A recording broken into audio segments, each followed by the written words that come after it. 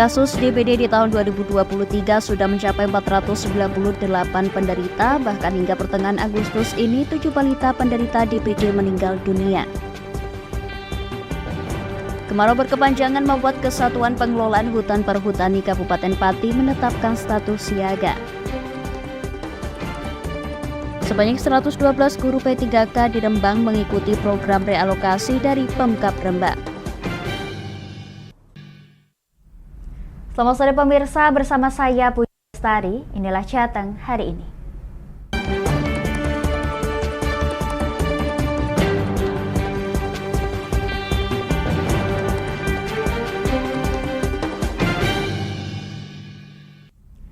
Pemirsa, kasus DBD di tahun 2023 sudah mencapai 498 penderita. Bahkan hingga pertengahan Agustus ini, 7 penderita yang kesemuanya balita meninggal dunia akibat keterlambatan mendapatkan penanganan tim medis.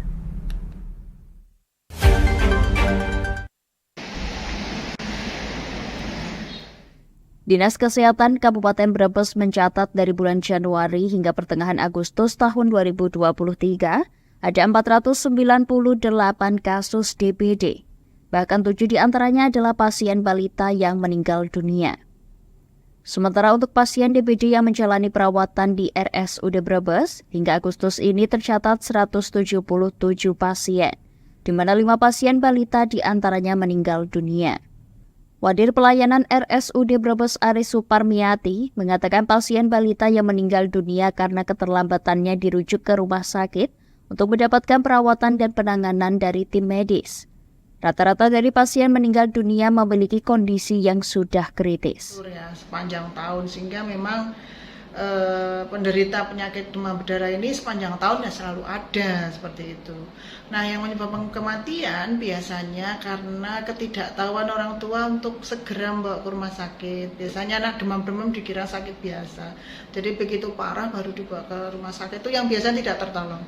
Kalau dia di awal-awal sudah dirawat, insya Allah tertolong, karena sebenarnya dia sangat singkat ya, 8 hari itu sudah lewat masa kritisnya, udah insya Allah selamat gitu. Biasanya yang tidak selamat itu karena faktor terlambat membawa. Itu biasanya kebanyakan lebih menyerang ke pasien usia berapa? Semua usia bisa kena, tapi cuman paling yang paling rentan di bawah 5 tahun. Bawah 5 balita ya? 5 tahun balita, karena memang kekebalannya kan belum sempurna kok di bawah. Berarti intinya harus ada pengawasan dari orang tua ya, harus lebih itu. Betul. Aris mengimbau kepada para orang tua bila ditemukan anaknya mengalami gejala demam tinggi untuk segera diperiksakan ke dokter, puskesmas atau rumah sakit terdekat. Apalagi Kabupaten Brebes merupakan wilayah tropis dan memiliki sebaran wilayah yang luas, sangat rentan adanya penyebaran nyamuk Aedes aegypti. Dari Brebes, Gus Fadila, Lingkar TV melaporkan.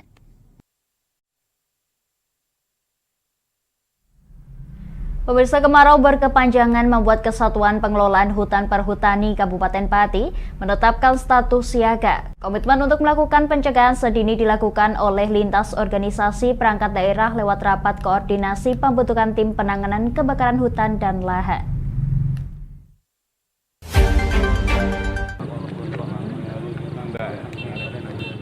Kemarau panjang yang diprediksi juga terjadi di Kabupaten Pati menjadikan Perhutani menyatakan peta siaga terhadap kebakaran hutan dan lahan. Hal ini lantaran sebaran hutan di Kabupaten Pati yang cukup luas.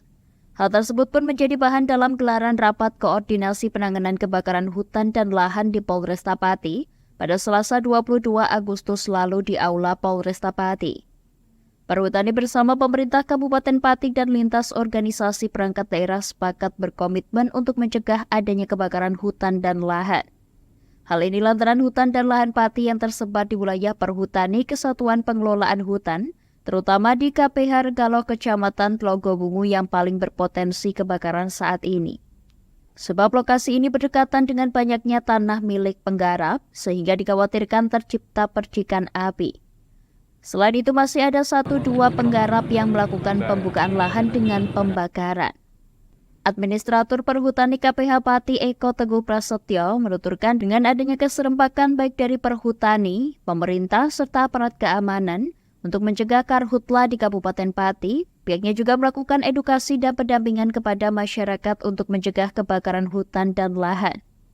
Pihaknya pun telah menyiagakan 7 PKPH, 31 pos kolaborasi dan 150 mandor hutan yang disiagakan untuk melakukan patroli guna mengantisipasi kebakaran hutan seperti di PKPH Ngarengan, Tambak Romo, Sukolilo, Barisan, Regaloh, Kawabur, dan sebagian area Pati Ayam. Di situasi di musim kemarau ini untuk memastikan tidak terjadi kebakaran hutan, sehingga ketika ada mungkin selesai yang terbakar itu langsung bisa kita antisipasi, kita padamkan dengan secara manual. Kita juga punya alat pemadam gendong itu, atau mungkin ketika memang teman-teman tidak membawa, ya dipadamkan dengan daun-daun basah itu dikopiok-kopioke di api yang membakar selesai. Berarti ini sudah memasuki tahap siaga? Ya, siap. Ya, kami sudah menghimbau ke seluruh jajaran agar mengawal ini, melakukan patroli gabungan termasuk edukasi masyarakat, karena memang musimnya ini musim kemarau kering yang cukup panjang. Sementara itu, penjabat Bupati Pati Henggar Budi Anggoro menuturkan penanganan kebakaran hutan tidak bisa dilakukan sendirian, melainkan sinergisitas lintas OPD dan masyarakat terkait.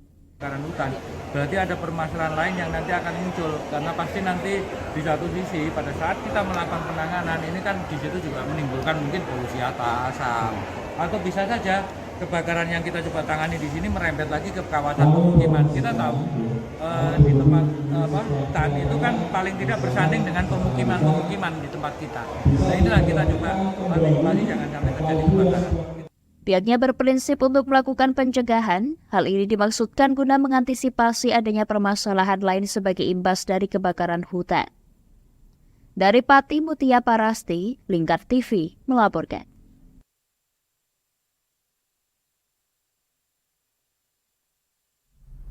Kami akan jeda sejenak pemirsa, tetap bersama kami di Jateng hari ini.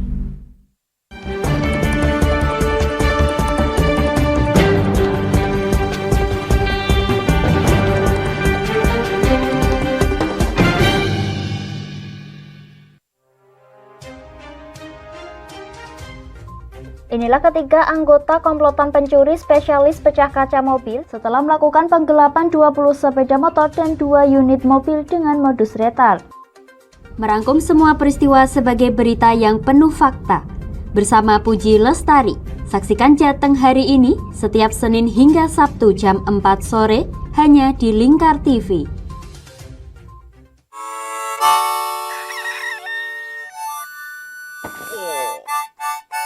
Selamat pagi, Patrick.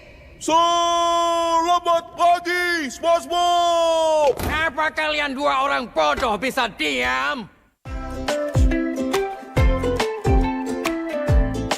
Menemani hari Minggu adik-adik dengan kartun-kartun kesayangan. Patrick, sanjunglah konsumen. Buat dia merasa senang. Halo, hai sayang. Inilah Dunia Anak setiap hari Minggu jam 7 pagi sampai jam 11 siang hanya di Lingkar TV.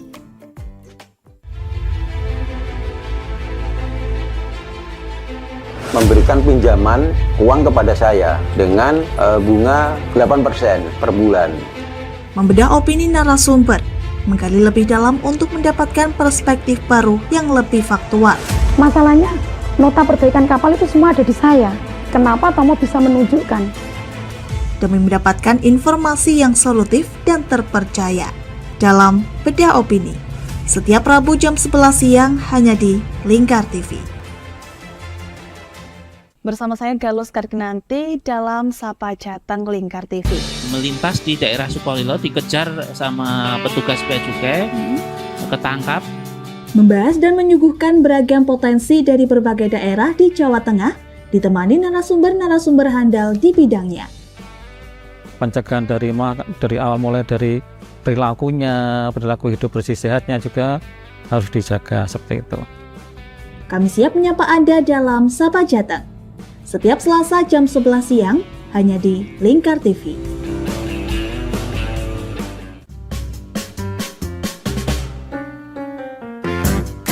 Mari pilih motif batik yang kamu suka di Batik Juliati Warno. memproduksi dan menjual batik tulis bakaran khas Pati dengan kualitas yang sangat istimewa.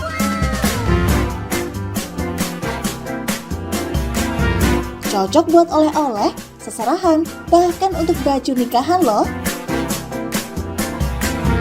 Menyediakan berbagai motif mulai dari batik klasik sampai batik modern. Ayo borong segera batik Yuliati Warna.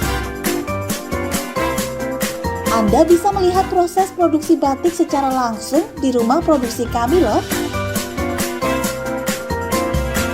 Alamatnya ada di Desa Langenharjo, RT 7 RW 3, Jalan Juwana Tayub, Kilometer 3, Kecamatan Juwana, Kabupaten Pati, Jawa Tengah.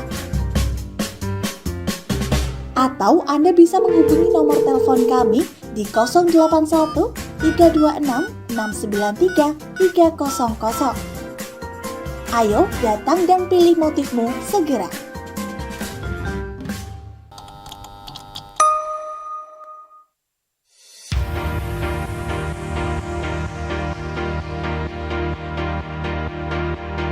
Wah, di Pati ada kedai yang nyaman dan estetik buat nongkrong bareng Besti.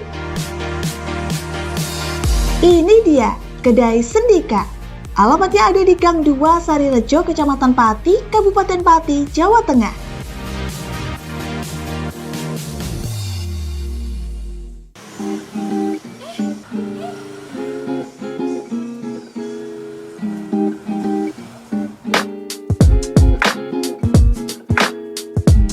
Selain menunya yang bervariatif dan lokasinya yang oke buat nongki-nongki bareng Besti, Kedai Sendika ini juga cocok buat kamu yang butuh ruang tenang buat ngerjain tugas atau sekedar baca buku loh. Buka setiap hari Jumat hingga Rabu, mulai dari jam 5 sore sampai jam 11 malam. Ayo, tunggu apa lagi? Ajak besti-besti kamu nongki asik di Kedai Sendika.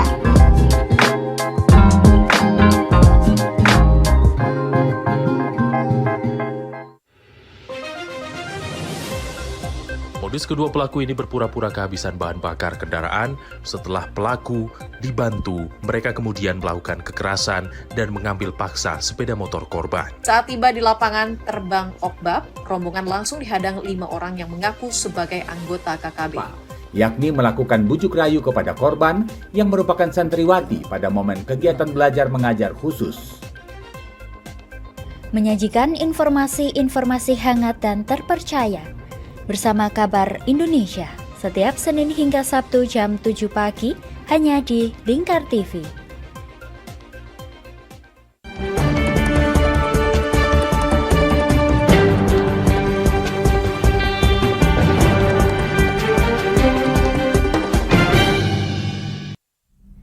Pemirsa, beragam modus dan kasus tindak pidana perdagangan orang bak fenomena gunung es. Duduk bersama merembuk hal tersebut, Dinas Pemberdayaan Perempuan Perlindungan Anak Provinsi Jawa Tengah bersama dengan Komisi E DPRD Jawa Tengah menggelar fokus discussion group perihal upaya pencegahan tindak pidana perdagangan orang di Kabupaten Pati.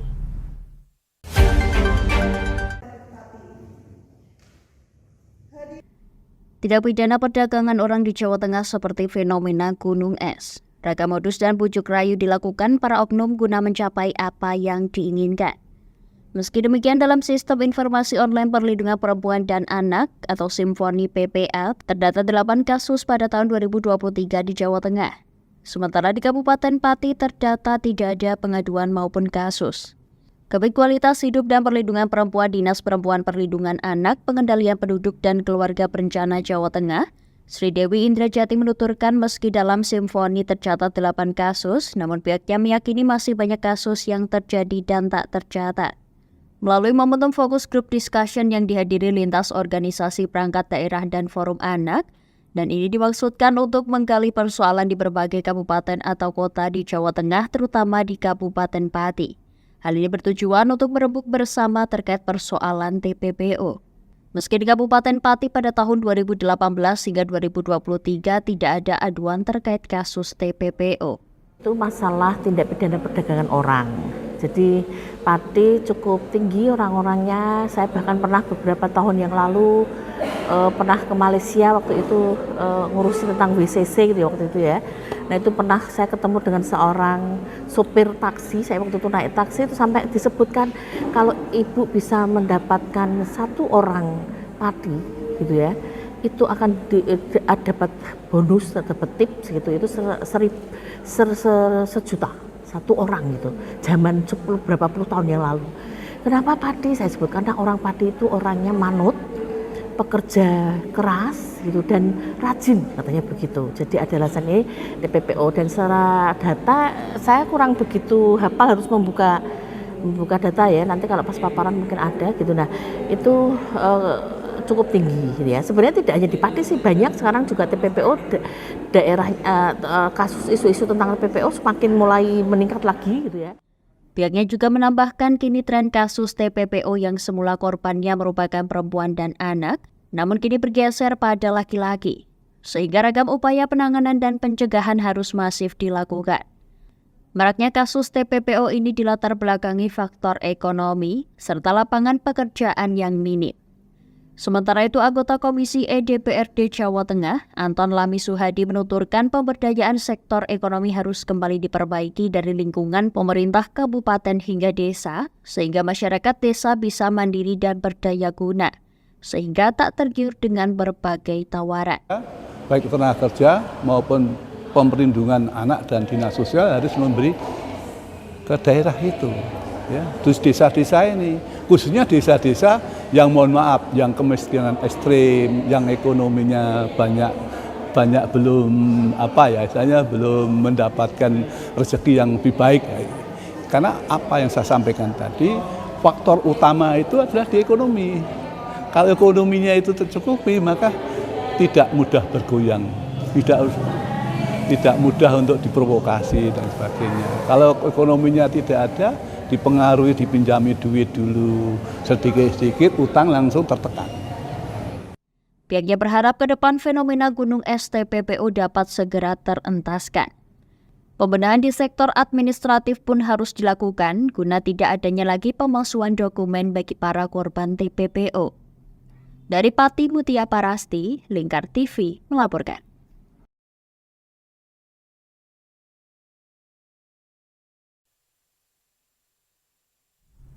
Pemirsa, upaya menanggulangi cuaca ekstrim pada Rabu pagi, jajaran Polda Jawa Tengah, Kodam 4 Diponegoro serta pemerintah daerah Provinsi Jawa Tengah melakukan gerakan penanaman pohon di Sabukijau, Waduk Jatibarang, Kota Semarang.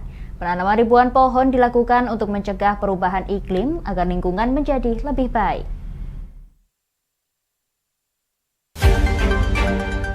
Oke, menuju ke kamera, mau izin Bapak. Ribuan jenis mahoni, trembesi, ketapang, anggur laut, jambu air, serta rambutan Rabu pagi secara serentak ditanam di Sabukijau, Waduk Jatibarang, Semarang oleh jajaran Polda Jawa Tengah bersama Forkompimda dengan melibatkan masyarakat Gunung Pati, Semarang. Penanaman sebanyak 40.000 pohon tanaman keras ini dilakukan sebagai upaya untuk menghijaukan kembali kawasan Waduk Jatibarang, Semarang. Penanaman ini dilakukan untuk menjaga ketersediaan air bersih di wilayah Semarang dan sekitarnya, serta untuk mengatasi banjir di aliran banjir Kanal Barat di saat musim penghujan. Polda Jawa Tengah dan pemerintah Provinsi Jawa Tengah berkolaborasi melakukan penanganan kekeringan yang melanda sejumlah wilayah di Jawa Tengah. Kapolda Jawa Tengah Irjen Pol Ahmad Lutfi mengatakan Polda Jawa Tengah sudah melakukan kegiatan preemptif dan preventif dalam menghadapi kekeringan, terutama potensi kebakaran dan kekurangan air bersih.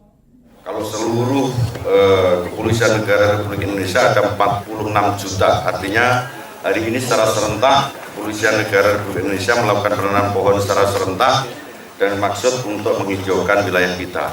Khusus untuk di hari ini di Gunung Pati, ini adalah waduk dalam rangka untuk air bersih di wilayah Semarang dan sekitarnya. Satu. Yang kedua, waduk ini diciptakan untuk mengatasi banjir Kanal Barat. Jadi tepat sekali kalau hari ini kita melakukan penghijauan di wilayah kita. Dengan harapan setelah ini kita lakukan perawatan ya, sehingga ke depan anak cucu kita bisa menikmati. Sementara itu, Sekda Provinsi Jawa Tengah Sumarno menjelaskan berdasarkan informasi yang didapatkan dari BMKG, kondisi kemarau maupun kekeringan akan berlangsung sampai dengan bulan September mendatang. Pemprov Jateng juga telah melakukan beberapa langkah antisipatif dalam menghadapi kekeringan. Paling kering jadi Agustus sama September. Jadi dari data yang sudah disampaikan BMKG, kita sudah menyiapkan semua. Kaitannya dengan tadi kalau ketersediaan pangan, kami juga komunikasi dengan Bulog, insya Allah juga cukup. Masalah air bersih kami juga sudah menyiapkan dari PU Bina Marga juga dengan BPBD untuk mensuplai daerah-daerah yang kekurangan air. Kalau masalah anggaran kita dari BTT kita masih ada anggaran 52 miliar, jadi insya Allah cukup dan mudah-mudahan sih karena ini 31 bulan lagi setelah Oktober sudah mulai hujan, mudah-mudahannya dampaknya tidak begitu parah. Yang menjadi perhatian juga dalam masalah pola tanam dari teman-teman petani kita karena kondisi air yang kurang. Usai dilakukan penanaman, masyarakat setempat diminta untuk merawat ribuan pohon agar bisa terjaga kelestarian di Waduk Jati Barang. Selain itu, ribuan tanaman keras ini juga bisa menjaga kondisi waduk agar tidak terjadi pendangkalan di saat musim penghujan tiba dan kelestarian hewan kera di kawasan waduk. Dari Semarang, Hinufan, Lingkar TV melaporkan.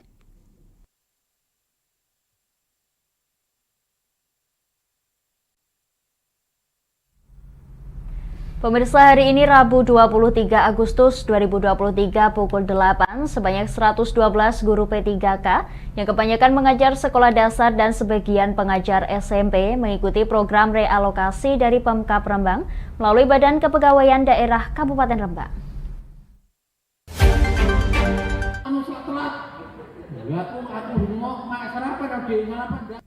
Program realokasi dari Pemkab Rembang tersebut meliputi penyerahan SK realokasi P3 Guru Formasi tahun 2022 yang dihadiri oleh Kepala Dinas Pendidikan Pemuda dan Olahraga serta Kepala Badan Kepegawaian Daerah dengan tujuan pemerataan guru P3 ke sekolah yang belum memiliki guru P3, di mana banyak sekolah yang memiliki kelebihan guru pengajar maupun kekurangan guru pengajar. Sehingga dengan adanya realokasi ini diharapkan dapat memeratakan guru P3 nantinya. Sutrisno selaku Kepala Dinas Pendidikan Pemuda dan Olahraga mengatakan bahwa nanti sekolah-sekolah di wilayah Rembang akan mendapatkan guru sesuai kebutuhan, sehingga sekolah tidak mengalami kekurangan guru. Kemarin itu guru ini pas, setelah pensiun, kemarin pensiun kan jadi berkurang, karena itu yang kurang guru ini diberi P3 yang kelebihan guru. Jadi ini akhirnya nanti di sekolah itu jadi pas gitu. Sesuai dengan kebutuhannya. Nah, sesuai dengan kebutuhan. Ini ada, kemarin ada, kalau setelah realokasi ini berarti pas. Nanti pas ini. Yang masuk pas. Dan kalau setiap tahun itu yang pensiun berapa ini? Kita ini 1 bulan itu 20 sampai 30. Berarti nek tiap dalam 1 tahun berarti kira-kira pengen rongan sama itu 50 sampai 200. Kalau tercover P3K semua? Sementara ini sudah tercover sampai tahun 2024 tercover semua. 2025 belum tahu.